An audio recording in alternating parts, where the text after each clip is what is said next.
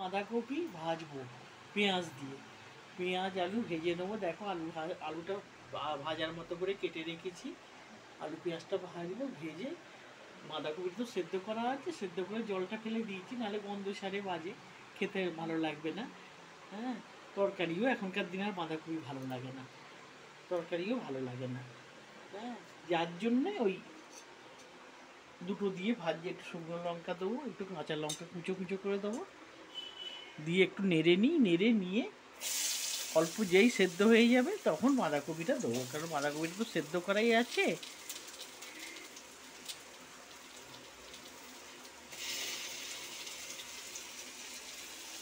আলুটা কিন্তু সেদ্ধ করি নাই, আলুটা সেদ্ধ করিনি কেন, এটা গলে যাবে তো, নাড়তে নাড়তে ঘেঁটে যাবে, ওই জন্যে আলাদা করে ভাজছি আলুটা।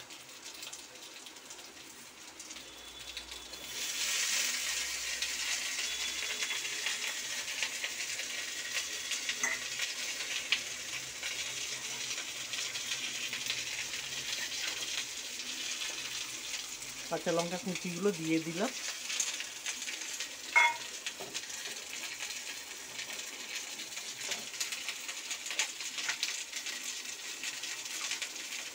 একটু নুন দিলাম,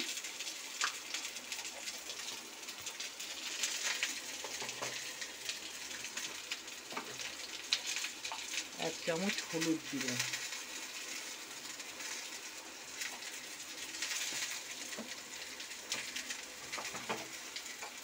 এবার এটা আমি নাড়তে থাকি।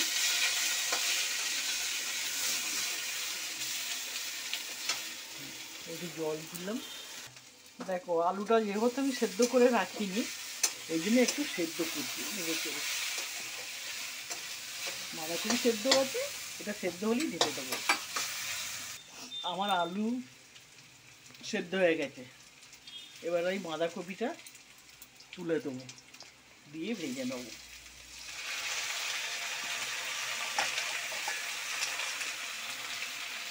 ভালো খেতে লাগে, গরম করে তো খেতে লাগে।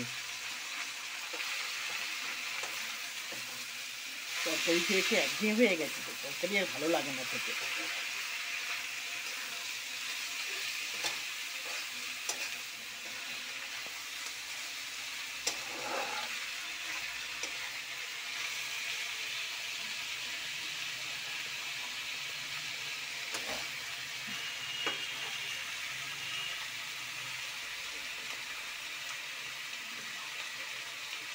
আর একটু ভাজা হবে,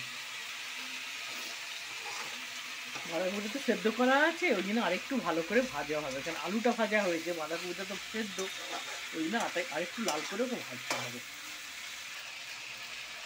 অল্প একটু সুগার ফ্রি মেশাচ্ছি আমি। হ্যাঁ, দেখো আমার আলু বাঁধাকপি পেঁয়াজ দিয়ে ভাজা হয়ে গেছে, এটা রুটির সঙ্গেই খাবে, খুব ভালো লাগবে খেতে, গরম ভাতেও খেতে পারো।